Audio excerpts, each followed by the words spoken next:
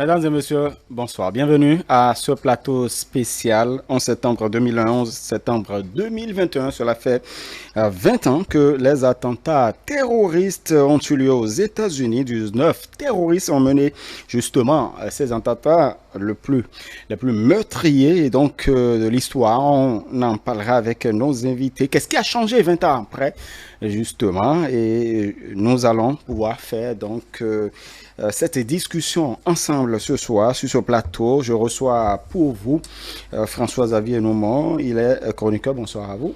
Bonsoir Omer, oui, bonsoir à tous ceux qui nous suivent ici. Voilà, Vianney Hassani, il est journaliste, directeur de l'agence Melting Prod, qui est basée à Paris. Bonsoir. Bonsoir à vous, cher ami. Merci pour l'honneur. Merci beaucoup. Voilà, à vos côtés, nous avons Mauriac Arangansi, chercheur en sciences de gestion. Bonsoir. Bonsoir Omer. Vous allez bien? Ça va. En tout cas, soyez les bienvenus.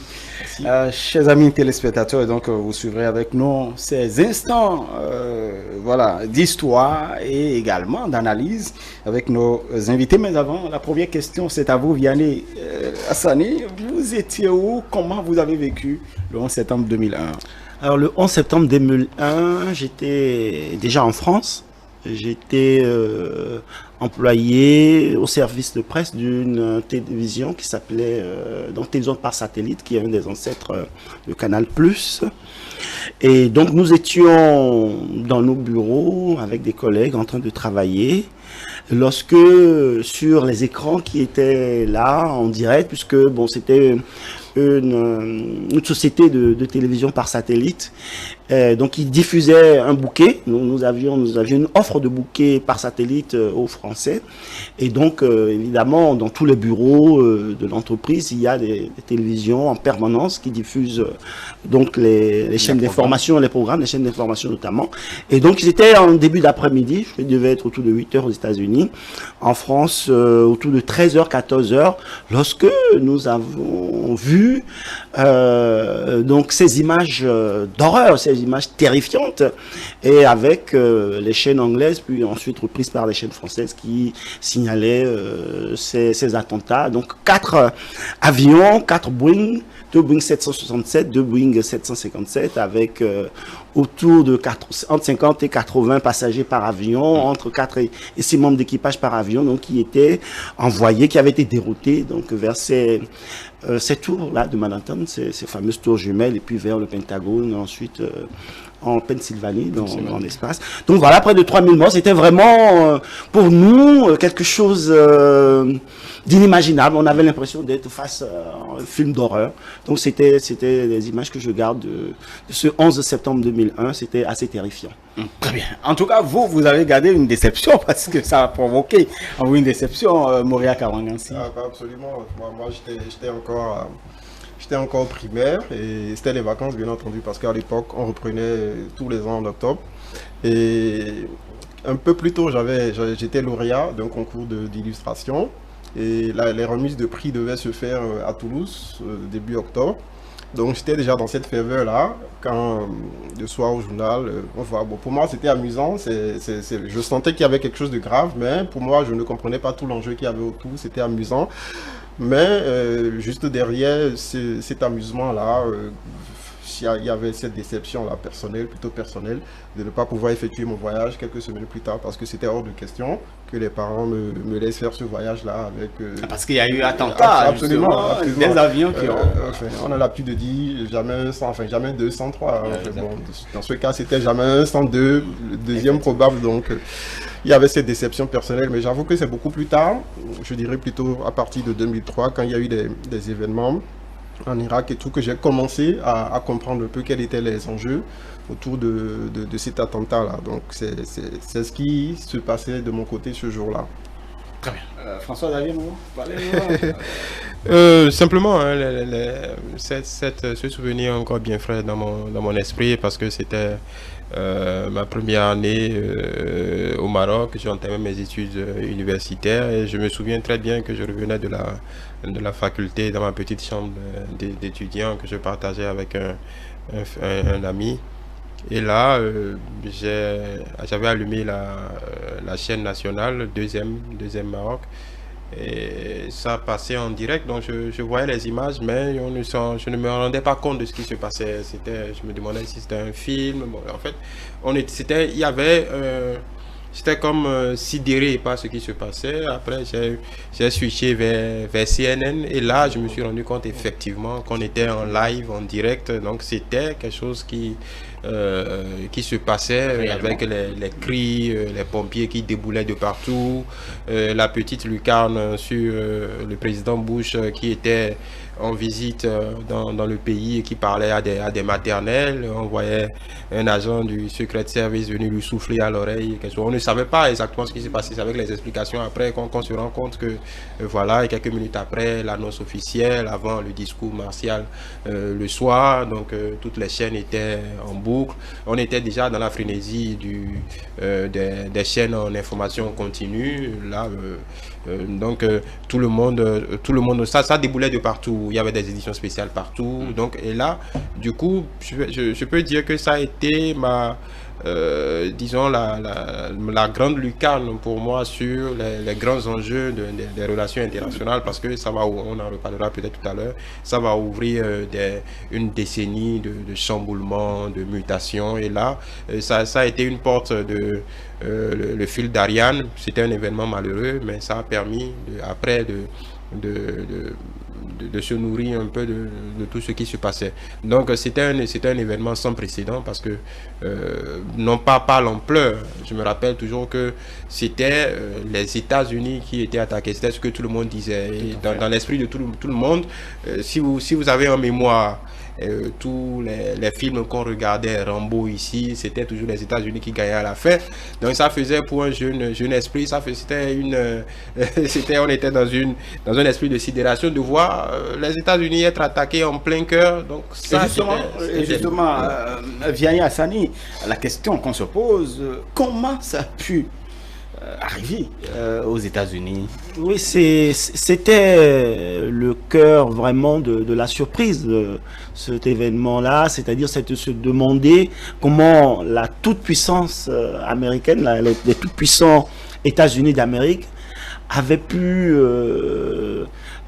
être victime d'attentats aussi violents, préparés avec plusieurs djihadistes, l'organisation Al-Qaïda avec Oussama Ben Laden qui est au cœur de cette organisation-là. Donc vraiment, ce qui était effectivement effarant, c'est de se demander comment les services secrets, la CIA, le FBI, tous les agents de renseignement du monde occidental, et notamment de cette puissance américaine-là, n'avaient pas pu déceler des indications, des possibilités, donc des failles dans le système de cette organisation djihadiste là. Donc vraiment, oui, l'une des questions majeures qu'on s'était posées à l'époque, c'était comment les États-Unis, aussi puissants qu'ils étaient, avaient pu être victimes de cela. Donc c'est dire que quelque part, quelle que soit la puissance d'un État, quelle que soit la puissance des États-Unis, il y a toujours une fragilité. Et ça a quand même entraîné beaucoup d'autres dispositifs que les États-Unis, beaucoup d'autres dispositions que les États-Unis ont été obligés de prendre. Ça a été un vrai tournant de 11 septembre 2001, donc 9/11 comme ils appellent ça. Donc ça a été un vrai tournant dans l'organisation des États-Unis sur leur sécurité, l'entrée aux États-Unis, l'accord des visas, tout ça. Donc à partir de ce moment-là, ça a mis en branle tout un autre ensemble de dispositions pour la sécurité des États-Unis. Moria Karangansi, vous avez compris plus tard, justement. Absolument, oui. Et quand on prend du recul aujourd'hui, on peut toujours, 20 ans après, même 20 ans après, on peut se poser la question de savoir comment cette toute-puissance des États-Unis a pu quand même être victime de telle horreur. Moi, comme je le disais tout à l'heure, c'est à partir de 2003 que j'ai commencé à réaliser un peu ce qui se passait, surtout avec l'invasion en Irak, mais avec les informations, les recoupements et tout ce qui s'est passé après, on peut vraiment se poser beaucoup de questions, parce que en creusant, je découvre, à mon grand étonnement, qu'il y avait déjà eu des attentats contre les deux tours en 98. Bon, ça a été banalisé. Je crois que la tentative consistait à bombarder la tour nord pour qu'elle s'effondre sur la tour sud. ce qui n'a pas marché, il y a eu des morts. Mais bien avant que l'attentat du 11 septembre se produise, je crois qu'il y a quand même eu des signaux qui ont été envoyés. Il y a eu d'autres attentats bien avant 2001, après celui de contre les deux tours. Il y a eu les attentats contre les ambassades en Nairobi et à Dar es Salaam, si mes souvenirs sont bons. Ouais. Et il y a eu d'autres faits qui se sont produits, mais qui envoyaient déjà des signaux. Mais je crois, comme le disait mon grand frère tout à l'heure, c'est la toute-puissance, je crois, des États-Unis qui leur a peut-être servi de l'heure, puisqu'ils n'ont jamais été aussi touchés, aussi affaiblis en un rien de temps depuis toutes les guerres qu'on a connues, n'ont jamais subi autant de pertes. Donc je crois que ces faits d'histoire-là les ont confortés dans une position d'invincibilité, ce qui n'était pas vraiment le cas, sinon les signaux étaient bien là. Les services de renseignement n'ont pas cessé de tourner, mais peut-être qu'ils ont marginalisé les signaux. Donc c'est ce que je me dis jusque-là. Jusque-là, vous dites également que c'est cette fierté qui a fait que on n'a pas mieux lire les signaux, les indications, quand même quelques indications qui pourraient amener ce que nous avons déploré ou nous déplorons aujourd'hui. Ce qui s'est passé aux États-Unis ce jour-là a démontré pour tout le monde que quels que soient les systèmes déjà que le renseignement n'est pas mathématique, que ce sont des collectes d'informations. Après, il faut les analyser. Après, il y a des décideurs qui peuvent être sensibles ou pas. Il y a des décisions qui sont prises au niveau, vous savez, c'est tout quand vous prenez la sécurité. Et d'ailleurs, c'est très surprenant pour que la sécurité, le département de la sécurité intérieure, par exemple, des États-Unis, a été créé après les attentats du 11 septembre. Donc, à l'époque, les spécialistes s'arrachaient les cheveux de la tête. Comment un pays aussi puissant n'avait pas une cellule qui s'occupait uniquement de la sécurité intérieure, simplement parce qu'il y avait des agences très puissantes, la CIA, le FBI, d'autres agences parallèles militaires. Donc les Américains se disaient, je pense avec cette architecture, étant l'État le plus puissant au monde, ça suffisait. Avoir une attaque en plein cœur de Manhattan, c'était impensable. C'était, vous savez, en temps normal, dans un pays de ce niveau, de cette puissance, il suffit qu'un avion ou qu'un objet volant non identifié soit signalé pour que des chasseurs décollent à la seconde. Ça se passe régulièrement en Europe, on en parle. Et vous vous rendez compte que après le premier impact, après le second impact, aucun avion n'avait décollé. C'est-à-dire aucun avion militaire n'avait décollé, ceux qui surveillent l'espace aérien n'avaient décollé. Donc en fait c'est une série de dysfonctionnements et comme M. Hassani le disait, ça a obligé après les structures fédérales à repenser un peu la sécurité intérieure, l'organisation. Ça a amené des dérives parce qu'on parlera du Patriot Act qui par exemple fait que on n'a pas besoin forcément d'avoir la preuve que vous êtes un terroriste avant de vous mettre aux frais. Après, on a eu l'invasion de l'Irak et de l'Afghanistan, on a eu Guantanamo, on a eu la NSA. Après, c'était une écoute systématique de tout ce qui pouvait bouger sur la planète, même les pays amis, les pays occidentaux. Après, on est allé dans des degrés inimaginables, en tout cas encore inégalés. Jusque là on ne peut pas, certains ont dit que le système était devenu incontrôlable. 20 ans après, aujourd'hui, bon, on peut apprécier la situation telle qu'elle est, mais à ce moment là, et je me rappelle encore des mots du président Bush quand il s'adressait à ses écoliers avant de faire la déclaration, il disait une apparente attaque terroriste. C'est-à-dire qu'à ce moment-là, même au plus haut sommet de l'État, il ne réalisait pas encore, alors que les deux tours étaient déjà, s'étaient déjà écoulés.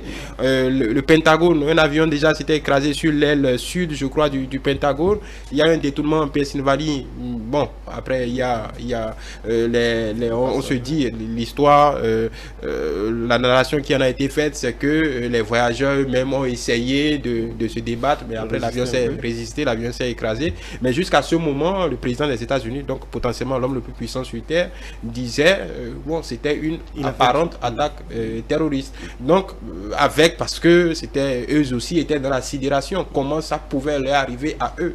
Tant que c'était à l'extérieur, même si ça concernait des intérêts américains, il y avait une façon de gérer. Mais là, c'était les États-Unis d'Amérique ont vécu quand même l'une des plus grandes humiliations de leur histoire. En tout cas, il faut le dire, l'une des plus grandes humiliations de leur histoire. En tout cas, les États-Unis traînent toujours cela jusqu'à aujourd'hui, 20 ans après. Qu'est-ce qui a véritablement changé avant de vous poser la question? On a d'ailleurs commencé par le dire, le renforcement d'un certain nombre de dispositifs pour pouvoir faire face à d'éventuelles attaques. Mais avant, on va pouvoir suivre cet extrait de notre consultant politique. La question lui a été faite et justement, vous allez suivre également son analyse demain sur l'émission le décryptage de la semaine. Nous suivons cet extrait et nous revenons. Ensemble. 20 ans après, qu'est-ce qu'il faut en garder? Je dois dire que on peut dire vraiment tout ça pour ça. Pour moi, rien n'a changé. Les leaders du monde n'ont pas réussi à percevoir le message qui était derrière. Le monde s'est radicalisé. On a tout compliqué. On est passé au scanner, on passe l'individu au scanner lorsqu'il doit voyager. Tout s'est compliqué. Mais il me semble qu'on n'a pas encore trouvé vraiment la clé de la clé. Le monde est encore compartimenté. Le retour des talibans en pouvoir en Afghanistan, c'était la situation de départ de cette situation. Enfin, c'était le point de départ, entre autres, de cette situation. 20 ans après, on revient presque à la case départ. On a tué Oussama Ben Laden. Aujourd'hui encore, il y en a beaucoup d'autres. On tue X, Y existe, on tue Z, des attentats qui sont généralisés. On a multiplié les radars, les caméras, tout ce. Et pourtant. Donc je pense que moi j'en appelle à un nouvel ordre mondial, un nouvel ordre politique mondial. Il faut refondre l'ONU. Il faut régionaliser la question politique. Il faut tenir compte des intérêts des groupes régionaux autant dans le monde. Il faut écouter plus les ensembles régionaux. Il faut écouter plus. Il faut analyser la disparité entre le nord et le sud. Il y a trop de disparités entre le nord et le sud. Il faut voir les groupes ethniques, les groupes islamiques, enfin, les groupes religieux qui font des revendications. Il faut peut-être les écouter. Il faut faire beaucoup de la médiation. Je pense qu'on n'a pas toujours utilisé cette arme de la médiation. Il faut l'utiliser. Il faut l'expérimenter.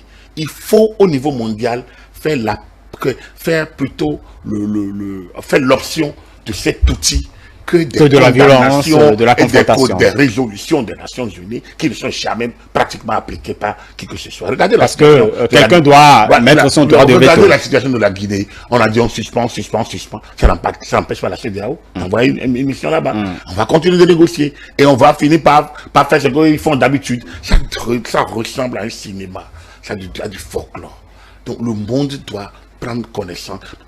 Il faut vraiment un nouvel ordre mondial, un nouvel ordre politique qui doit se débarrasser donc de tout ce qui a été mis en place après la Deuxième Guerre mondiale. La Deuxième Guerre mondiale est terminée.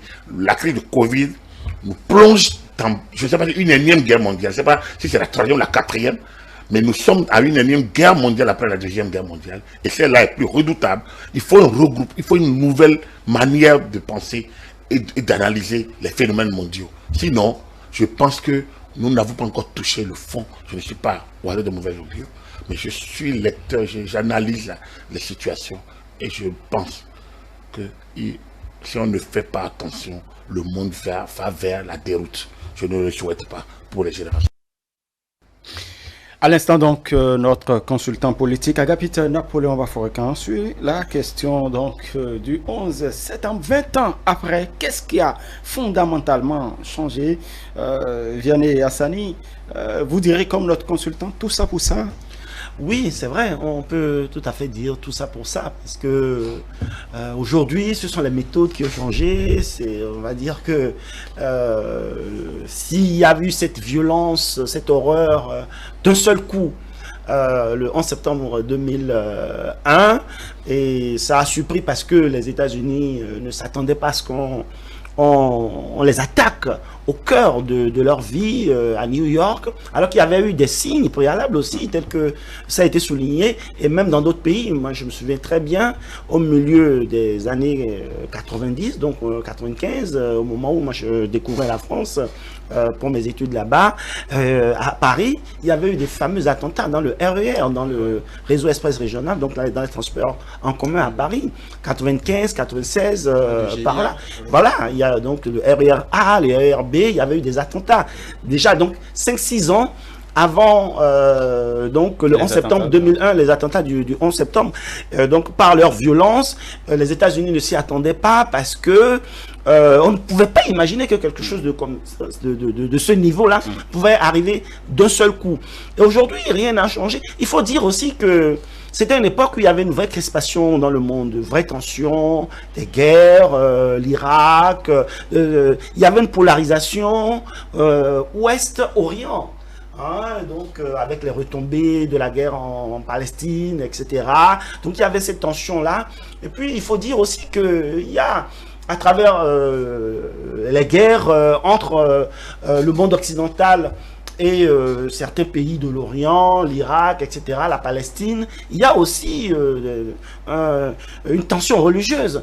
Et tout ça n'a pas changé parce qu'aujourd'hui, même si les dispositifs de lutte, la législation antiterroriste est plus ferme, les renseignements sont plus organisés au point où on ne peut pas forcément avoir d'un seul coup quelque chose de ce niveau-là. Des avions qui sont déroutés aujourd'hui dans les aéroports, c'est très très contrôlé, c'est très difficile de pouvoir faire des choses comme ça aujourd'hui. Mais les attentats ont pris une autre forme. Vous avez entendu parler il y a quelques années des attentats de Nice. Aujourd'hui, c'est des camions qu'on envoie sur des gens dans les plages, ou alors c'est des couteaux directement, des curés dans les églises. Donc, cette crispation-là, cette tension entre les différents mondes et entre les religions, si on peut dire, il faut le dire aussi, ça n'a pas vraiment changé. Donc, comme le disait, c'est vrai, le consultant donc de télé, il faut qu'on aille vers un nouvel ordre mondial. Il faut qu'on aille il faut qu'on repense les relations entre les nations, les relations entre les hommes. Moi, j'ai l'habitude de dire que, en fait, les rapports de force sont trop violents entre les nations, entre les continents, entre les nations et à l'intérieur des nations. Il y a de vrais rapports. Vous rentrez même dans un État, il y a des rapports de force, il y a des tensions de classe. On n'a pas besoin d'être socialiste ou communiste pour penser ça. Mais je pense qu'il faut réformer vraiment les rapports sociaux, les rapports entre les nations pour aller vers davantage d'harmonie. Sinon, ces tensions-là, on continuera à les vivre malheureusement et on risque d'aller vers le pire, quoi. Voilà. Le monde s'est radicalisé. Voilà. Ça se complique de plus en plus depuis 2001, on pourrait le dire. Oui. Simplement parce que si on doit faire une caricature de ce qui s'est passé juste après, il ne faut pas oublier, pour contextualiser, qu'on était au début d'un nouveau siècle. Parce que en 2000, on est passé par ce que d'aucuns avaient agité. La fin du monde. Non, la fin du monde, j'ai oublié le terme qu'on utilisait pour le passage à l'an 2000. Donc on venait d'entamer un nouveau siècle. On peut dire fondamentalement que le 11 septembre 2001 a fondé le siècle carrément. Et je pense que sur ces 20 dernières années, on est resté sur cette tendance. C'est vrai que 20, 100 ans, mais bon, on n'y est pas encore, on n'est pas encore à la moitié. Mais fondamentalement, sur ces 20 dernières années de ce nouveau centenaire, cet attentat-là a marqué profondément les relations internationales. C'est venu mettre un fin brutal au semblant. On avait eu comment on appelle, Ronald Reagan avait mis fin au multilatéralisme en étant, même si par des mots voilés, en parlant du monde libre, ainsi de suite, en revenant avec disons des diatribes d'après-guerre. On sortait à peine, il y avait encore des relents de la guerre froide. Bush père a fait la guerre on va dire la première guerre du Golfe. Bush fils était dans un entre-deux. C'était après Clinton. Mes souvenirs, c'était après Clinton. Les démocrates étaient férus d'un multilatéralisme, donc tout le monde était, on va dire, invité à la table des discussions. Cet événement va disons, faire que les républicains vont se renfermer sur eux-mêmes. Les États-Unis étaient redevenu tout d'un coup l'État guerrier et il fallait choisir son camp. Il n'y a pas eu vraiment, c'est vrai que les pays la bipolarisation, les pays occidentaux ont tout de suite marché, c'est la liberté qui est attaquée, nous sommes avec les États-Unis et après les solutions qui ont été trouvées ont étonné tout le monde parce que fondamentalement l'Orient, les pays arabes ont considéré que ils étaient les coupables désignés, donc on ne cherchait pas la personne qui a été identifiée, Al-Qaïda qui s'est lui-même identifié comme l'auteur de ces attentats avec son groupe. Il fallait punir. Bon, c'était quand même normal de revendiquer ces attentats quand on sait que l'objectif oui, en fait, c'était aussi ça. C'est important puisque nous sommes aussi des spécialistes de la communication. Ça va ouvrir un précédent. C'était l'une des premières fois que les groupes terroristes se saisissaient des moyens de propagande aussi bien et parfois encore mieux que les États formalisés pour faire passer leur message. Parce qu'après, on rentrera dans un ping-pong pour tel attentat, pour tel camp, on revendique. Donc on est rentré dans un précédent qui continue d'ailleurs jusqu'à aujourd'hui. Et donc on va rentrer dans un cycle disons dans un cycle funeste parce que il y aura l'invasion de l'Irak, de l'Afghanistan, il y aura disons le monde oriental sera, on va dire, quelque peu dévasté. Ce qui fait dire aujourd'hui, après 20 ans, c'est vrai, on parle des 3000 morts aux États-Unis, mais qu'on le veuille ou non, le terrorisme a fait plus de morts, on va dire, de morts musulmans que de morts non musulmans ou américains, si on veut particulariser. Donc ça a ouvert un chapitre assez compliqué qu'on a eu droit disons aux guerriers, à l'oncle Sam guerroyant et qui ne voulait rien entendre. Les djihadistes étaient partout. Après on a eu ça a été difficile à gérer. On a vu tout ce qui s'est passé en Irak ensuite, retrait ou pas. La présidence d'Obama a permis d'apaiser quelque peu les choses, encore que qu'on est rentré dans une autre façon de faire la guerre. On a essayé d'adoucir un peu les relations avec les pays arabes. Ça a permis de pacifier quelque peu les relations avec cette partie du monde. Et d'ailleurs, ça n'a pas été seulement cette partie du monde, parce qu'il y a eu la Corne de l'Afrique. La Somalie est toujours dans cet état. Le Kenya a subi le terrorisme aussi de ce côté-là. Aujourd'hui, on parle du terrorisme dans le Sahel. Donc, on est dans un continuum qui a débuté en 2001, même bien avant. Parce que la chose la plus importante qu'on oublie, il y a une date qui est importante pour le 11 septembre, c'est que le 9 septembre, il y a le colonel Massoud qui a été assassiné en Afghanistan. Et peut-être que beaucoup de spécialistes se disent, peut-être que si ce n'était pas arrivé, on n'aurait pas eu tout ce qu'on a eu au vu de l'histoire. Donc il y a eu des étapes comme les attentats qu'il y a eu au Soudan contre les intérêts américains. Il y a eu d'autres faits qui ont influencé fondamentalement, qui ont provoqué. C'était des alertes, mais qui c'était comme des pierres qu'on posait à gauche et à droite pour préparer ce qui allait suivre. Donc on avait des États formalisés, les États-Unis, les pays occidentaux, qui devaient lutter contre l'hydre terroriste. On avait le visage d'Al-Qaïda, du Mollah Omar. On n'a jamais eu de photo du Mollah Omar jusqu'à aujourd'hui. On dit qu'il est décédé. On a eu des images ici. On a eu disons, c'est là aussi qu'on est venu dans les termes de discussion, ce qu'on a appelé la guerre asymétrique, parce que c'était pas contre une armée formalisée. Donc bref, dans les relations internationales, ça a crispé les relations internationales, même si une bonne partie du monde occidental était prêt à faire la guerre aux terroristes, quitte à dévaster une bonne partie du monde. On voudrait répondre donc à la violence. Pas la violence. Vous avez suivi également notre consultant politique qui trouve que désormais il faut dialoguer plutôt que d'aller chaque fois la confrontation de plus en plus.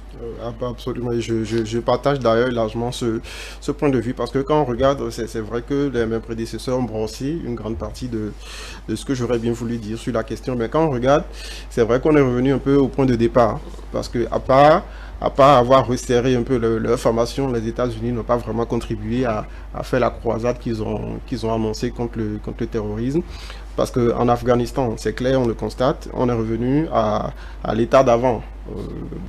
Les talibans qui ont été chassés sont ramenés. Bon, on ne sait pas trop ce qui a évolué. Bon, on est tombé dans un cycle. Peut-être que dans un futur pas très lointain, peut-être qu'ils auront encore à les chasser de l'Afghanistan. On n'en sait rien.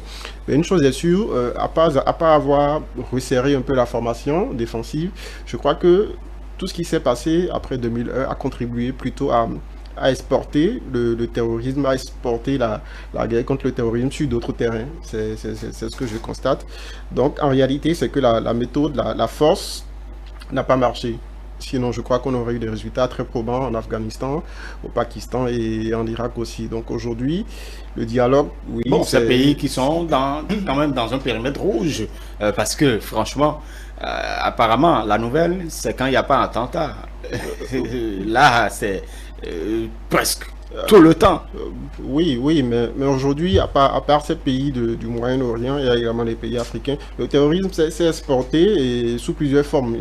On ne parle plus aujourd'hui seulement du terrorisme religieux, on ne parle plus seulement de motivation religieuse, mais il y a également d'autres motivations. Il y a les indépendantistes qui se propagent un peu partout. Donc en réalité, tout ce qui s'est passé et les représailles qui ont suivi, je crois, ont fait des vocations de terroristes nouveaux, pour divers motifs. Donc en réalité, dialogue, je crois que oui, on en parle beaucoup, mais c'est peut-être pas gagné d'avance, mais c'est peut-être une piste à explorer, parce qu'on ne peut pas présumer déjà d'un succès total du dialogue, mais je crois que c'est une piste à explorer. Si l'autre n'a pas marché, si la force armée n'a pas marché, le dialogue reste celle qu'on peut expérimenter tout de suite. Donc oui. On a quand même vu dans d'autres pays. Vous voyez que, par exemple, quand on prend le cas d'un pays africain où, justement, ceux qui ont pris le pouvoir voudraient bien, voilà, la métropole trouve que, bon, on veut dialoguer avec les terroristes. C'est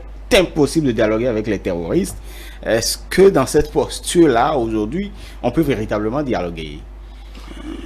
Oui et non. En principe, la posture logique, c'est de dire qu'on ne peut pas dialoguer avec les terroristes. C'est comme pour les preneurs d'otages, on ne peut pas. Mais en sous-main, on essaie de parler avec eux, d'envoyer des émissaires, etc.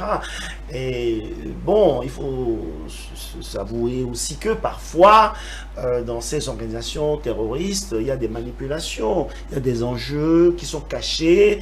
On entend dire que dans bien des parties du monde, les terroristes qui sont là ne sont pas là pour leurs propres intérêts, mais c'est parce que les puissances qui les organisent, qui les équipent. Voilà, donc on est dans un monde aussi où il y a très peu de vérités qui sont dites sur... Et donc il y a un maquillage. Oui, voilà, il y a beaucoup de réalités qui sont cachées. Bon, en restant dans une dynamique, on va dire... réaliste, où on dit bon, c'est des questions d'intérêt, c'est des questions d'influence qui justifient les actions terroristes, et il faut donc d'une certaine façon mettre en place des mécanismes pour trouver des solutions à ces enjeux-là, à ces questions qui divisent et qui poussent certains à s'organiser de façon violente pour... voilà. Mais en réalité, c'est vraiment des enjeux d'intérêt. Il ne faut pas se voiler la face, c'est des intérêts, c'est des guerres d'intérêt, voilà. C'est des guerres d'influence, c'est des guerres de réseau, c'est, voilà, chacun a envie d'avoir une bonne partie des ressources du monde pour soi. Bon, après, c'est teinté un peu de guerre de religion aussi. Hein, il y a une influence religieuse, mais il faut voir aussi ces mots-là. Ces mots-là, est-ce que c'est vraiment Dieu qui les motive? Est-ce que Allah demande de faire la guerre? Moi, de ce que j'entends, c'est que le Coran, c'est un livre de paix. Donc, il y a des gens qui se servent aussi de la foi comme moyen de manipulation et de conquête, de guerre, de violence pour obtenir des intérêts. Donc voilà, je pense que dans tous les cas, il faut absolument que de façon visible ou dans des coulisses, il y ait aujourd'hui de nouvelles dynamiques pour bâtir un nouveau monde, pour bâtir un monde où les conflits disparaissent quand même un peu, un monde de conciliation, un monde où chacun trouve son compte, quoi. Dans un monde justement où on a des puissances qui se focalisent sur leurs intérêts, pouvons-nous avoir ou pouvons-nous penser à la mise en place d'un nouvel ordre politique mondial? Je dois déjà dire que c'est d'une logique implacable que pays puissant ou pas puissant, qu'un pays d'abord est comme comme boussole principale ses intérêts. C'est ce qui est logique. Maintenant, quand on parle de l'ordre mondial, évidemment, il y a la farandole habituelle, tout le monde a les mêmes droits, mais évidemment, tous les pays n'ont pas la même empreinte, tous les pays n'ont pas les mêmes capacités, tous les pays n'ont pas les mêmes, on parle de puissance. Là, pour parler des États-Unis, on parle dans l'histoire, il y a très peu d'équivalents en termes de force militaire brute. Il y a très peu d'équivalents, en tout cas dans l'histoire contemporaine. Est-ce que ça a assuré une victoire certaine? Non, les faits démontrent le contraire. L'ordre mondial, ou même, regardez, quand on parle de l'ordre mondial, n'allons pas loin. Prenons l'ordre sous-régional. CEDEAO, même dans notre espace ici, est-ce que vous pensez réellement que politiquement, le Nigeria, le Bénin, la Côte d'Ivoire ont la même parole et la même incidence sur ce qui se passe dans nos contrées? Donc, implacablement, non. Évidemment, on parle d'ordre, on parle d'ordre mondial. C'est vrai que il y a le multilatéralisme est ce qui est souhaité pour que chacun puisse défendre dans ce cadre-là ses droits et ses intérêts. Mais il ne faut pas se faire d'illusions. Au final, ce sont les plus puissants qui ont souvent le dernier mot. Lors de l'invasion de l'Irak, vous avez bien constaté que les Américains ont fait très peu fi de ce que peuvent penser leurs alliés les plus immédiats, les plus proches, les Français. Vous vous rappelez de l'envolée historique de Villepin au Conseil des Nations Unies. Ça n'a rien changé du tout. Les Américains ont décidé d'intervenir, ils ont intervenu. Ils ont dit à leurs alliés habituels, ils ont dit aux membres de l'OTAN, vous nous suivez ou vous ne nous suivez pas. Si vous nous suivez, bon, on défend tous la liberté. Si vous ne nous suivez pas, bon, c'est que vous n'êtes pas vraiment avec nous. Et donc la cagnotte sera diminuée. Oui, exactement. Ça a été, il n'y a pas eu de discussion. La décision a été prise, on est intervenu et les alliés de l'OTAN ont été obligés de suivre. Et c'est comme ça que ça s'est passé. Donc je pense qu'il ne faut pas avoir l'illusion de parvenir à un monde équitable où tous les pays auraient le même, on a tous le même droit de vote. Mais il faut aux États-Unis. Je pense fondamentalement que la réforme, ça fait des lustres qu'on parle de réforme de l'ONU. Le principal, vous savez, j'ai l'habitude de dire que l'organe le plus important du Conseil de l'ONU, c'est le Conseil de sécurité. Je ne vois pas ceux qui ont le droit de veto, le droit des 5 permanents, vouloir qu'il y en ait 6, qu'il y en ait 7, qu'il y en ait 8. Je pense que d'ailleurs l'Afrique en demande énormément. Ce n'est pas demain que l'Afrique en aura. Ils sont contents d'être 5. Je ne suis pas sûr que même quand la France ou la Chine en font la publicité, peut-être pour embêter les États-Unis, et le discours est variable selon les contextes pour permettre aux pays émergents, comme déjà l'Afrique du Sud ou le Brésil, d'avoir quelque chose à dire. Je pense qu'ils sont contents d'être comme ils sont, parce qu'après, quand vous mettez une variable dedans, ça change automatiquement le rapport de force. Ça change automatiquement le rapport de force sur l'échiquier mondial. Et je ne suis pas sûr que ces 5 pays-là aient vraiment envie que l'ordre actuel soit bouleversé.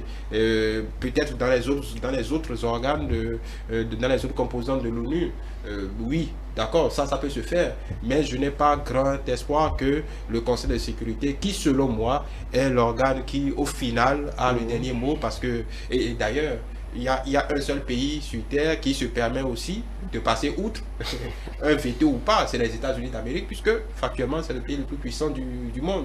Donc encore là, il peut y avoir 10, 20, 30 dans le contexte de sécurité. Si les États-Unis sont dans leur position actuelle, ils décideront et ils le feront. Et personne ne trouvera rien à redire. Et je croyais que ce conseil était pour la paix.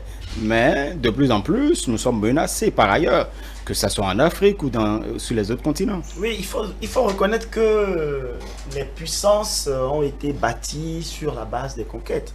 Hein, depuis les siècles, même l'Europe, c'était d'ailleurs des conquêtes internes. Donc la France, l'Allemagne, la Prusse, voilà, ces puissances-là se sont bâties sur des guerres, sur des victoires, sur d'autres espaces. Et après, ces conquêtes-là ils se sont entendus entre eux, ces nations se sont entendues entre elles avec la construction de l'Europe et tout, et puis qui est venu bien plus tard, bien sûr. Mais les conquêtes se sont déportées vers d'autres continents. C'est ça qui a établi les rapports de force dans le monde. Donc aujourd'hui, on peut essayer dans cet idéalisme-là qui peut nous porter à nous dire qu'il faut aller vers un nouvel ordre mondial, on peut mettre aussi un peu de réalisme en se disant d'accord, il faudra toujours des plus forts et des moins forts, mais essayons quand même de trouver un équilibre qui harmonise un petit peu les rapports et diminue les tensions. Sinon, on sera dans un monde de tensions permanentes, un monde de conflits permanents. Mais aujourd'hui, il y a un danger que, par exemple, la situation de l'Afrique, avec sa forte démographie, fait courir à l'Europe, c'est-à-dire des vagues d'immigration à tous les prix et tout ça. Comment ça va être géré malgré les rapports de force qui sont entre l'Europe et l'Afrique aujourd'hui? Il y a cette menace démographique-là dans 30 ans, dans 40 ans. Donc, il faut forcément trouver une solution d'équilibre, sans être dans le pur angélisme. Il faut trouver vraiment une forme de réalisme qui permette de réguler les rapports et les intérêts entre les nations. Ce n'est qu'à ce prix-là qu'on pourra vraiment parvenir et léguer un monde de paix à nos descendants. Je crois que Mauriac, on est loin de ce monde de paix quand même. Ah bah absolument, c'est vrai qu'il faut un nouvel ordre mondial, mais si la politique, si la sphère politique est là où se décident les grandes orientations, je crois qu'il faut une déclinaison sur des actions économiques fortes. Parce qu'aujourd'hui, le terrorisme tel qu'on le voit en Afrique, c'est surtout un terrorisme de revendication, je dirais économique pour la plupart. C'est vrai qu'il y a des terrorismes d'origine religieuse, mais en réalité, c'est beaucoup plus des questions de revendication, de partage de ressources qu'on observe beaucoup plus en Afrique. Et ce n'est pas seulement en Afrique, même si l'Afrique même si cette forme de revendication domine en Afrique. Donc en réalité, la question de pauvreté reviendra toujours quand on parlera de terrorisme, parce que quand le terrorisme s'installe, en fait, ça creuse un peu plus les inégalités dans les régions. Bon, on a vu un peu ce qui s'est passé en Côte d'Ivoire. C'est vrai que c'est pas on ne qualifie pas ça de terrorisme, on qualifie ça plutôt de guerre, mais la sécession du pays pendant près de 10 ans a appauvri une partie du pays au profit d'une autre partie. On a vu ce qui s'est passé. Et je crois que le nouvel ordre mondial dont on parle doit aboutir à une nouvelle répartition des ressources au plan mondial, parce qu'en réalité, l'inégalité dont on parle aujourd'hui, elle est de niveau mondial. Il y a des régions qui sont beaucoup plus pourvues que d'autres, mais qui en réalité donnent l'impression qu'il faut se battre pour en avoir plus. Je pense que c'est plutôt vers ça qu'il faut aller, rééquilibrer un peu les ressources et essayer de dialoguer, mais sans tout fonder sur le dialogue pour autant, parce que le dialogue, c'est vrai, ça se passe de façon superficielle pour la plupart, mais les guerres d'intérêt ne changent généralement pas. Donc, exposé au grand jour. Oui, exposé au grand jour. Enfin, j'ai envie de dire que c'est des dialogues hypocrites. Le mot est peut-être un peu fort, mais on sait tous que c'est ce qui se passe. Donc, en réalité, il faut de fortes décisions, pas seulement politiques, pas seulement des décisions de coups d'éclat, mais réellement une implication économique dans ces décisions-là. Sinon, je crois que dans 10 ans, on n'aura pas réglé le problème. Et de plus en plus, d'ailleurs, les indépendantistes qu'on observe qui se constituent en groupe terroriste réclament pour la plupart des terres où il y a des richesses qui craignent en fait de perdre à long terme, peut-être avec l'installation d'une base américaine par loin ou avec l'intervention de forces étrangères. Et du coup, ça s'amplifie. Donc je crois qu'il y a une réelle implication économique qu'on a tendance à oublier la plupart du temps. Parce que... Oui, j'aimerais revenir sur la question tout à l'heure, parce que quand on parle de nouvel ordre mondial, je pense qu'il y a un entendement particulier. Nous n'avons peut-être pas le même entendement que les pays occidentaux. Parce que je me souviens d'un fait, je me souviens d'un grand politiste américain, Samuel Huntington, qui avait écrit en 97 le livre qui va devenir le livre de chevet, le bréviaire des républicains, de l'administration Bush, des néoconservateurs qui vont prendre la main sur le parti républicain. C'était le choc des civilisations. Il écrivait déjà en 97, où il disait en fait qu'avec la chute du mur de Berlin, on n'est plus dans une opposition politique, mais on est dans une opposition civilisationnelle. Et si vous regardez, vous vous souvenez de tout le discours, le storytelling qui a été évoqué pour la guerre d'Afghanistan, c'était écouter. Nous allons libérer ce pays des méchants talibans qui embrigadent les femmes. Et d'ailleurs, ce discours est revenu aujourd'hui parce que tout ce qu'on dit sur les talibans, c'est que oh là là, ils ont repris le pouvoir, les femmes vont perdre leurs droits, ainsi de suite. C'est les éléments de langage qui ont été servis à l'opinion internationale. Bon, et c'est vrai qu'aujourd'hui, ça n'a pas raté, puisque même en 2001, parce qu'on est vite passé. Il y a toujours eu Al-Qaïda, Al-Qaïda, Al-Qaïda. Mais dans le même temps, parce que certains posaient bêtement la question, si c'est Al-Qaïda, pourquoi l'invasion de l'Irak, pourquoi l'invasion de l'Afghanistan, pourquoi ne pas simplement déployer les forces spéciales pour aller chercher ce dont vous avez besoin. Donc en réalité, le monde en 2000 est rentré, le monde occidental a configuré ce choc civilisationnel. Donc pour les élites, même jusqu'à aujourd'hui, chez les élites, dans les élites occidentales, on ne voit pas le nouvel ordre mondial comme nous on le voit. Nous on le voit parce que nous sommes de l'autre côté de la chaîne. Et ils le voient encore aujourd'hui, quand il y a un attentat terroriste en France, on parle du mode de vie, on remet la civilisation au cœur de... D'ailleurs, aujourd'hui, il y a le procès de l'attentat du Bataclan, où un terroriste dénie. En fait, on est dans un storytelling qui a rythmé le monde ces 20 dernières années, où il y a les bons et les méchants d'un côté, les sombreux islamistes qui veulent tordre, qui veulent remettre en cause notre manière de vivre, qui veulent embrigader notre liberté de penser, notre liberté de... Et ça va rythmer les attentats de Charlie, tout ce qu'il y a eu comme débat, ainsi de suite. Donc nous sommes toujours dans ce discours civilisationnel, on n'en est pas encore sorti. Maintenant, n'oubliez pas que Al-Qaïda a été dépassé par encore quelque chose de plus fantasmagorique, l'État islamique, parce que tout ce qu'on voit en Afrique de l'Ouest, dans le Sahel, la plupart des groupuscules se réclament de l'État islamique et très peu se réclament d'Al-Qaïda. Donc entre-temps, on est passé dans une autre gradation de la menace terroriste. Mais c'est vrai que le terrorisme ne peut prospérer, ne peut pas prospérer sur un terreau neutre. Neutre, certainement, sûrement, il y a toujours des intérêts, il y a toujours des rapports de force, il y a toujours des réalités non dites, non éprouvées. Après, comme M. Hassani le disait, on ne peut pas présager de ce qui va venir demain. Inévitablement, il y a besoin que des pays comme les nôtres, qui sont beaucoup plus faibles que d'autres, se serrent les coudes et essaient de voir dans quelle mesure on peut, disons, faire face à cet ennemi commun.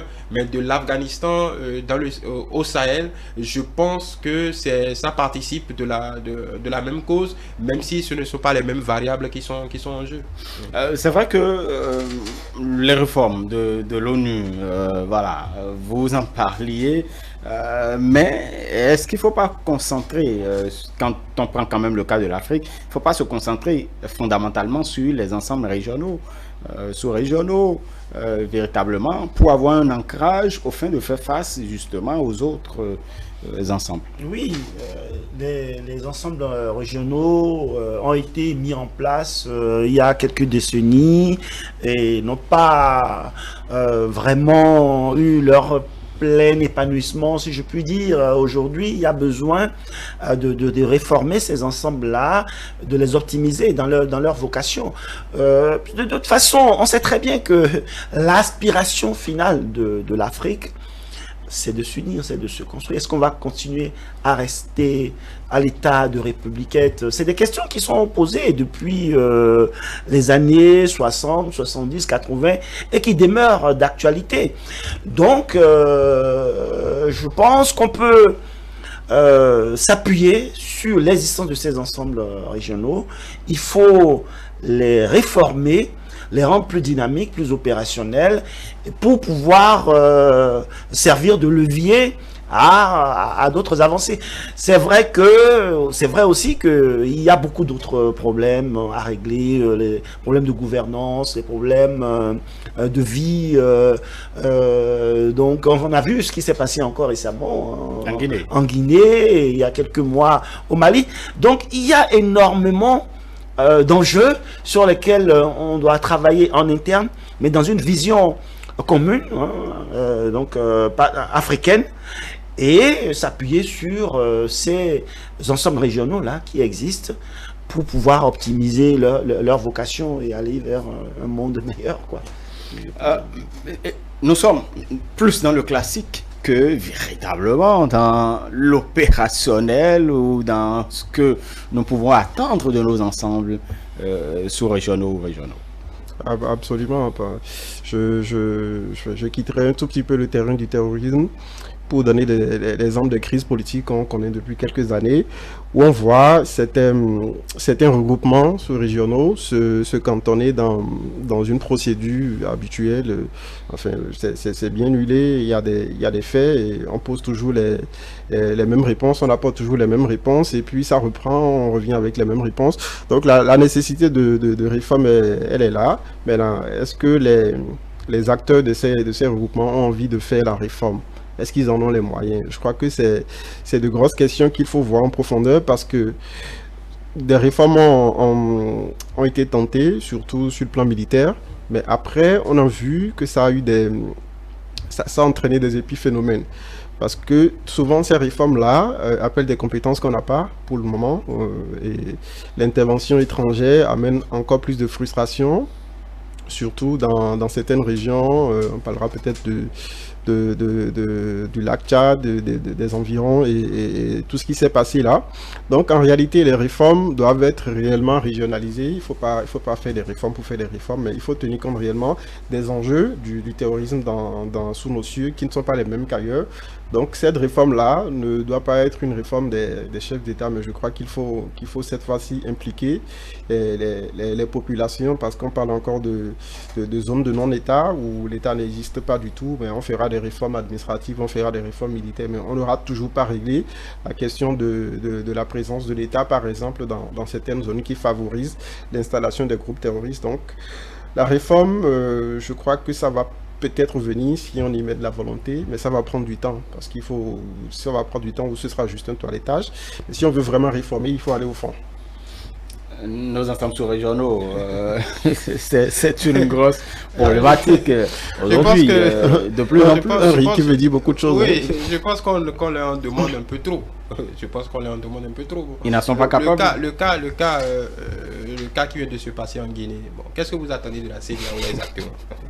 Qu'ils interviennent ou qu'ils fassent quoi? Nous attendons en tout cas, quand vous questionnez quand même quelques populations, en fait, quelques citoyens de ces États, oui, ils attendent quand même des actions musclées.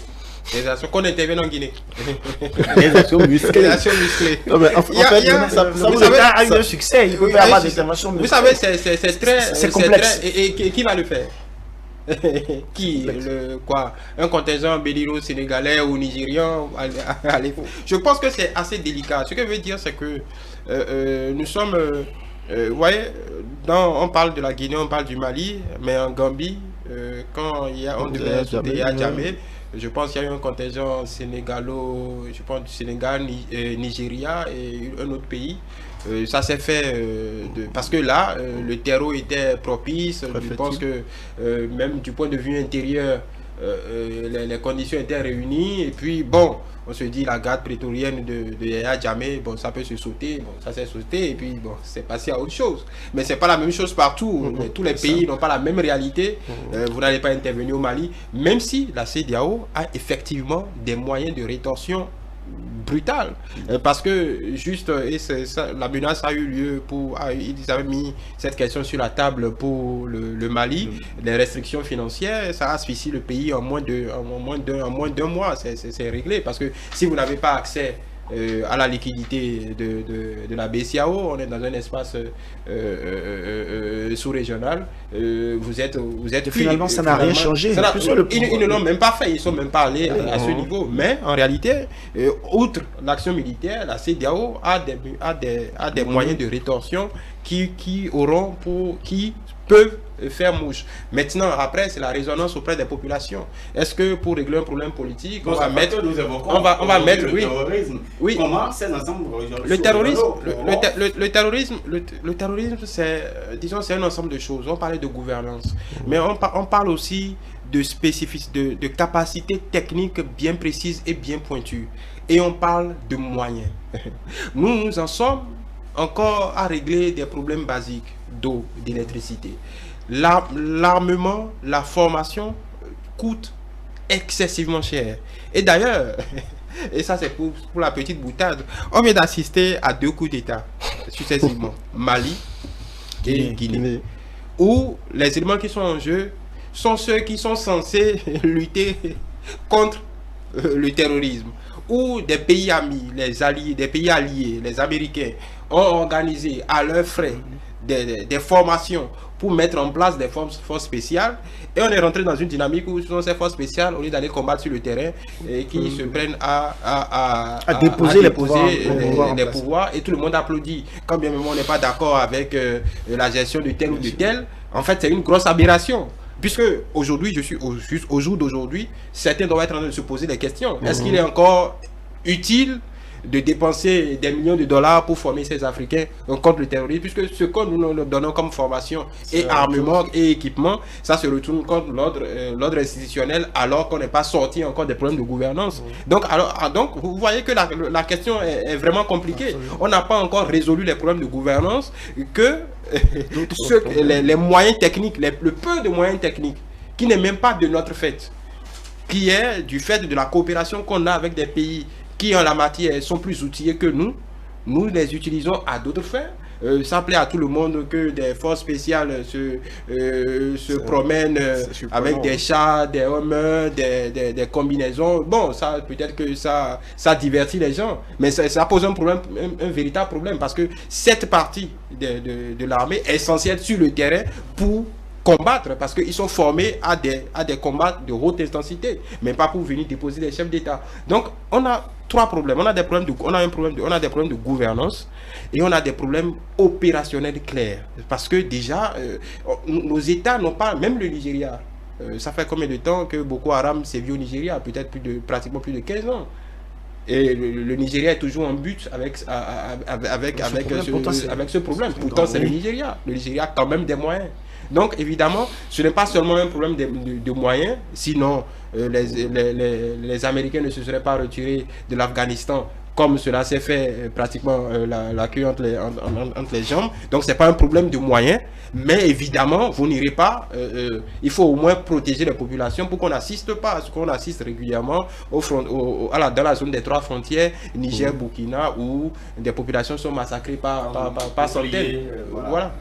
Et tout cela. Mais à vous écouter, quand même, on a bien peur que nous irons vers des solutions plus idoines pour quand même arriver à ce que de plus en plus le terrorisme laisse place, et c'est justement ces dégâts, laisse place quand même à une vie bien paisible aux populations. Oui, on est dans des imbroglios, dans des ensembles vraiment, oui, de choses complexes, difficiles à régler, difficiles à réguler.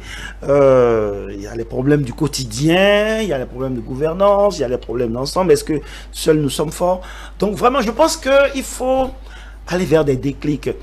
Récemment, je réfléchissais au fait que, quelque part, nous sommes enferrés depuis des siècles dans des rapports de dominant à dominé, hein, donc entre continents, depuis l'esclavage, depuis la colonisation, jusqu'à la post-colonisation et aux réalités actuelles des rapports entre le Nord et le Sud. Quelque part, nous sommes enferrés donc dans ces rapports entre D'ailleurs, nations. notre consultant parlait de disparité Nord-Sud. Oui, et donc il y a des rapports entre nations, et même à l'intérieur, lorsque vous allez aujourd'hui en France ou dans les Antilles, on a vraiment l'impression visuelle que quelque part, il y a encore une race puissante et une race faible. Les agents de sécurité, les femmes de ménage ne sont pas les Européens quand vous allez en Europe. Et quand vous allez aux Antilles, c'est pire. Au moins en Afrique, nous avons des hommes forts, des Dangote, des Patrice Talon, nous avons de puissants hommes d'affaires, nous avons des Ramaphosa, voilà, et bien d'autres, Tony, Olu, voilà, Olu Melou. Mais aux Antilles, vous n'avez pas ça. C'est encore ce qu'on appelle les béquets, c'est-à-dire qui sont de la race blanche, qui tiennent l'économie. Il y a une frustration quasi coloniale qui existe encore dans ces... Donc, nous sommes enferrés dans cette réalité depuis des siècles. Eh bien, la réflexion aujourd'hui, c'est de se dire, bon, nous n'allons pas continuer à mettre le tort sur les autres. Et comment opérer alors le déclic pour retrouver une dynamique, alors qu'on considère que nous sommes riches? La Guinée, un scandale géologique, on le dit, mais depuis 1958. Les ressources minières. Voilà. Ouais. Donc, comment opérer ces déclics-là, alors que nous avons encore à faire face à des problèmes de troisième mandat, etc. Donc, franchement, je crois que il y a un travail de réflexion, de communion intellectuelle, sans être dans l'idéalisme, dans l'angélisme, hein, donc à faire en tant qu'Africain, de toute classe confondue, vraiment pour trouver une espèce de nouvelle conscience. Hein, et donc de provoquer ce déclic commun qui va nous amener vers un nouvel avenir. Ça va régler les problèmes de terrorisme, donc sur terreau, de guerre religieuse, sur terreau aussi de pauvreté, parce que on se sert aussi, comme on l'a souligné tout à l'heure, Mauriac, de ces voilà, de ces difficultés-là, de ces précarités-là pour fabriquer des terroristes. Donc voilà, c'est comment opérer le déclic. Hein, à l'intérieur du continent, voilà, sans être Kémy Séba ou autre, sans passer d'un extrémisme à l'autre, mais de façon consciente, voilà, pour donner un avenir, sortir un peu de cette tension-là de rapport de force et de sortir de cet enferraillement-là. Je vais vous amener... Moi, c'est mon idéal, c'est mon... Ouais. Mais pour le moment, on gère les questions quotidiennes, voilà, mais en restant dans une réflexion aussi à long terme. Voilà. Je vous parlerai de cet aspect. De plus en plus, vous entendez donc nos compatriotes ou également d'autres également parler de panafricanisme, un certain nombre de choses. Justement, Mauriac, est-ce que cela pourrait nous amener? C'est vrai que 20 ans après aujourd'hui, Joe Biden donc parle de l'autre côté, de l'unité. Il parle de l'unité, donc 20 ans après. Le panafricanisme, c'est quelque chose comme ça également. Peut-être bien, j'avoue que le panafricanisme, ça prend des proportions de moins en moins maîtrisées. Oui, il faut le dire, pour moi, c'est devenu un thème assez polysémique et je ne sais plus vraiment ce que ça veut dire. Mais une chose est sûre, j'entends certains dire qu'il faut revenir à la situation d'avant Berlin, abroger les frontières et tout ça. C'est vrai. ça semble être l'idéal, mais après, on vit comme ça depuis des dizaines d'années, depuis des décennies. Et ben, est-ce qu'il faut forcément remettre ça en cause? Je crois qu'on est déjà comment dire, Dans la situation, dans la après, situation, on est déjà dans la situation. Et après, comme l'ont dit mes prédécesseurs, il faut gérer les questions du quotidien. Il faut vraiment gérer les questions du quotidien parce que le panafricanisme, c'est vrai qu'on va mettre les peuples ensemble, on va mettre les cultures ensemble, mais chaque partie de notre continent a quand même ses problèmes, ses spécificités, sa particularité. Et je crois qu'il faut déjà régler les questions locales. Il faut vraiment régler les questions locales parce que même quand on ira vers le panafricanisme ou vers l'intégration continentale ou sous-régionale, il y aura toujours de très grandes disparités qui vont nous faire revenir sur nos pas. Et je pense que c'est plutôt de là qu'il faut partir, régler déjà les disparités qu'on a au plan local. Et puis après, on pourra penser à un panafricanisme culturel, économique et tout ce qu'on veut. Non, je pense que plus on parle de ce vocable qui fait, disons, qui fait rêver, qui est poétique. Vous parlez de vocable, c'est bien un concept. Oui, bon, le concept. Moi, je pense une habitude, c'est une culture. Oui, une culture. Bon, d'accord. Je dis en 2021, je pense que nous aurions intérêt, peut-être à devenir ce que j'appelle être plus afro-pragmatique. Parce que les populations qui ont besoin des soins basiques ne rêvent pas, ne pensent pas encore à ça. Ça, c'est pas... Parce que vous n'allez pas faire le panafricanisme sans les Africains. Parce que parfois, comme je dis, parfois le concept est devenu un peu hors sol. Quand on écoute certaines personnes, on sent vraiment, oui, ça rêve d'un idéal, il y a beaucoup d'énergie, mais en réalité, il y a beaucoup de... Parfois, le concept semble laisser beaucoup de millions d'Africains sur le bord du chemin parce que ça ne correspond pas du tout à leur réalité quotidienne. Leur réalité, c'est d'abord les réalités basiques de tout être humain, comme le président de la République le dit souvent, c'est-à-dire pouvoir manger à sa faim, se nourrir, se vêtir, avoir droit à l'éducation, se soigner, ainsi de suite. L'épanouissement, en tout cas pouvoir s'épanouir. Parce que ce n'est que comme ça que vous allez pouvoir... un chercheur, vous ne trouverez aucun chercheur de CNRS qui travaille les mots et le ventre vide, déjà pour y arriver. Ces grands pays ces grandes inventions, oui, les Africains sont capables de tout, mais il faut régler le basique pour permettre aux esprits les plus fertiles de pouvoir créer, de pouvoir nous amener à la destination voulue et escomptée. Donc je pense qu'il faut qu'on soit un peu plus pragmatique, affronter les défis qu'on a devant nous de façon pragmatique, de façon claire. En fait, l'objectif, c'est de s'unir contre les envahisseurs, contre les terroristes. Justement. Et la question du terrorisme est concrète. Si vous n'arrivez pas à définir, déjà dans nos pays, on peut, de façon opérationnelle, on a beaucoup de pays ont du mal à définir un commandement opérationnel clair avec une chaîne opérationnelle fiable qui puisse être engagée dans des opérations de combat de haute intensité à intervalles réguliers. Ce n'est pas parce que c'est pas parce qu'on se met ensemble qu'on est automatiquement plus efficace. Si chaque maillon n'a pas un minimum, il faut une certaine harmonisation pour que quand on met, c'est un peu comme l'OTAN en Europe. L'OTAN, les pays européens et les États-Unis, il faut un minimum d'équipement, il faut un minimum de formation. Vous n'allez pas, si le pilote et ça c'est concret, si le pilote du Rafale ne sait pas piloter un F-16 ou ne sait pas se comprendre dans les opérations de combat, c'est mal parti. Donc il y a des questions opérationnelles très simples à régler. Mais je pense qu'il y a une part qui peut être réglée, c'est la question du renseignement.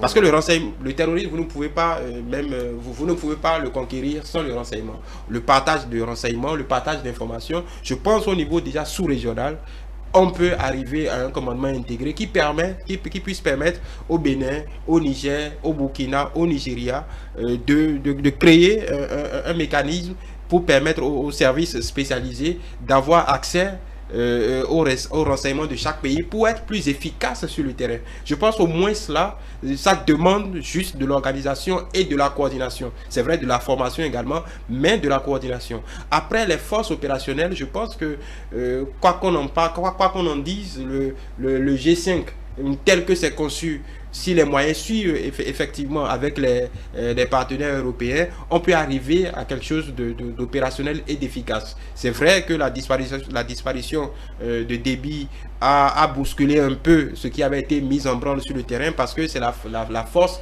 opérationnelle. Encore une fois, ce n'était même pas une question de moyens, c'est ceux qui étaient le plus aguerris au combat. Point. Ce n'était pas que les Tchadiens étaient extraordinaires, mais selon leur contexte et leur histoire, c'était les plus aguerris au combat, et donc c'était les plus à même à mener cette troupe de front. Ils sont dans un... Il y a leur position géographique leur aussi. position géographique aussi. Ils ont d'autres problèmes internes à régler. D'ailleurs, ils se sont retirés. Il y a des groupes de soldats qui ont été ramenés au Tchad. Donc ça implique une autre réorganisation. Mais je pense qu'on est sur la bonne voie. Le renseignement, la base américaine qui est au Niger, qui est mine de rien l'une des plus grandes bases que les Américains ont hors de leurs frontières, c'est à tout le monde pour le renseignement, pour permettre aux Français, aux Maliens, aux Burkinabés de mener leurs opérations avec efficacité. Tout le monde demande qu'ils aillent un peu plus sur le terrain pour apporter un appui-feu aux hommes sur le terrain. Donc je pense qu'il y a déjà une coopération qui se met, qui s'esquisse sur le terrain. Il y a de l'existence sur lequel on pourrait bien partir. 20 ans après, donc, les attentats du 11 septembre 2001 aux États-Unis, presque rien n'a changé. Mais y a-t-il quand même quelque chose qui a changé de positif? Ce qui a changé de positif, je dirais, qui peut être aussi quand même, qui peut avoir son revers, c'est la digitalisation, c'est les réseaux sociaux, c'est qu'aujourd'hui, on peut être informé plus rapidement, on peut diffuser des bonnes informations plus rapidement, même si le revers c'est que aussi il y a l'infodémie, etc. Donc je pense quand même que le partage de la connaissance, le partage des idées et des idéaux aujourd'hui se fait beaucoup plus facilement. Donc on peut espérer que même si les tensions, les conflits, les motivations du terrorisme n'ont pas complètement changé, il y a quand même aujourd'hui la possibilité de partager des idéaux plus rapidement et d'espérer que, bien sûr, on va aller vers un monde différent. Il y a quelque chose qui a changé aussi, si je vois les rapports entre le Nord et le Sud, notamment l'Afrique, c'est qu'aujourd'hui, on a l'impression que les pays occidentaux, entre guillemets, se désintéressent de plus en plus de nos affaires. On se dit, laissons-les. C'est un peu la face visible. Hein. On ne dit pas que le désintérêt est total. Mais vous voyez qu'il se passe des choses aujourd'hui dans certains pays. Et puis la France, les États-Unis surtout, n'interviennent pas. Il y a de plus en plus cette politique-là de laissons-les se prendre en charge, laissons-les régler eux-mêmes leurs problèmes, même si on a vu le président Macron au Tchad quelques jours après la mort de Déby, même si on sait encore un peu leur présence au Mali, etc. Mais il y a quand même une légère inflexion de la politique sur ces plans-là, et donc il faut en profiter pour un déclic interne à l'Afrique, pour aller vers des changements meilleurs. Mauriac, La même question sur les changements positifs, vous n'en trouvez pas? Oui, il y a déjà ce que le grand frère Vianney soulève, mais après, je dirais qu'on a abouti à une situation plutôt duale, c'est-à-dire qu'il y a une certaine prise de conscience, parce que si les États-Unis ont pu être frappés, comme ils l'ont été en 2001, tout le monde devient des cibles, on devient tous des cibles mouvantes. Donc en réalité, je crois qu'il y a peut-être une prise de conscience, mais juste à côté, il y a une incapacité ou une répartition très inéquitable de la force de riposte au niveau des États. Donc on a conscience que le terrorisme, ça peut partir de rien du tout, peut-être d'affrontements entre éleveurs et agriculteurs, par exemple. C'est des questions qu'on prend très au sérieux, surtout au Bénin où on en observe chaque année. Donc il y a cette prise de conscience là, mais il n'y a pas toujours la réponse qu'il faut. Donc je peux dire qu'on a gagné une prise de conscience, mais après on n'a pas toujours les réponses correctes qu'il faut apporter. Donc c'est match nul pour le moment. C'est neutre. Je dirais pas qu'il y a vraiment du positif, c'est neutre. François Xavier? Oui, je pense que 20 ans après, il y a quand même, avec la sortie récente des Américains d'Afghanistan, il y a quand même une leçon qu'il faut toujours au final discuter, parce que qu'on le veuille ou non, on semble porter au président Biden la responsabilité de ce qui s'est passé. Effectivement, opérationnellement, c'est lui, parce que ça avait mal passé. Mais ce qu'on oublie de dire, c'est qu'il y a eu un deal avec les talibans. Donc on a quand même discuté. On a discuté par l'intermédiaire, et on continue d'ailleurs de discuter. Le secrétaire d'État américain à la sécurité, non, le secrétaire d'État américain était à Doha la dernière fois, où on sait qu'on a discuté avec les talibans pour voir dans quelle mesure on peut collaborer. On a même parlé de collaboration. Donc si après avoir dépensé pratiquement plus de 2000 milliards de dollars, après avoir fait perdre la vie à des centaines de GIs, de forces françaises, italiennes, espagnoles, et ainsi de suite, on se rend compte qu'on pouvait discuter et trouver une solution. Je pense que ça peut servir pour les contextes de crispation à l'avenir, même si je ne vais pas donner ma main à couper pour ça, parce que c'est une histoire avant tout de conception des rapports de force entre des relations internationales. Il suffit juste que la prochaine administration ait une coloration tout autre, et que celui qui tient la Maison Blanche ait une autre conception des affaires du monde, et puis on pourrait voir les GIs débarquer ici et là pour régler tel ou tel problème, pour exporter la démocratie. Et justement, je voulais faire signaler ça. Aujourd'hui, on a la preuve qu'on ne peut pas, on a la preuve qu'il est impossible d'exporter la démocratie. Oui. On n'exporte pas la démocratie avec des armes. Et ça, s'il fallait une preuve, on l'a factuellement avec ce qui s'est passé en Afghanistan, en Irak et dans tout le Moyen-Orient. Mais quelque part aussi, ce qui nous a protégés un peu, même si on a des foyers terroristes, ce qui nous a protégés un peu quelque peu, parce qu'avec notre degré de pauvreté, je pense que le terreau était fertile pour quand même qu'on ait plus de choc que ce qu'on vit en ce moment. Pourquoi? Parce que je veux parler du fondamentalisme religieux. Ça, tout ce qui s'est passé a poussé, par exemple, les musulmans à clarifier leur discours. Simplement parce que, surtout dans les démocraties occidentales, à clarifier leur discours pour ne pas être pris dans cette ambiguïté, même si c'est pas encore gagné. Certains continuent de jouer avec le double langage. Et ça peut permettre aussi à des pays comme le nôtre d'avoir des échanges. C'est vrai que culturellement, nous avons un terreau culturel qui nous permet d'absorber un peu ces crispations religieuses, mais on n'est jamais à l'abri du fondamentalisme de quelque nature que ce soit musulman, chrétien, ainsi de suite, parce qu'on oublie souvent avec ce qui s'est passé depuis le 11 septembre qu'avant le fondamentalisme musulman, il y a eu le fondamentalisme, on va dire, chrétien, qui a la guerre des 100 ans, il y a toute l'histoire en est remplie. Donc je pense que aujourd'hui, ce qui est important au niveau international, c'est qu'on puisse discuter de nos problèmes, mais que des pays comme les nôtres ne se fassent pas d'illusions. Personne ne viendra lutter contre le terrorisme à notre place. Personne ne viendra régler nos problèmes, et une bonne fois pour toutes, que les forces spéciales se contentent de faire ce pourquoi ils ont été formés, et qui ne viennent pas compliquer un peu plus l'équation. Très bien. Merci beaucoup à vous, Vianney Hassani, pour la disponibilité. Moria Karangansi, merci beaucoup. J'espère qu'on viendra 21 ans après dire que beaucoup de choses ont changé maintenant, que la paix, même si vous êtes dubitatif, en tout cas, je voudrais porter cet espoir-là.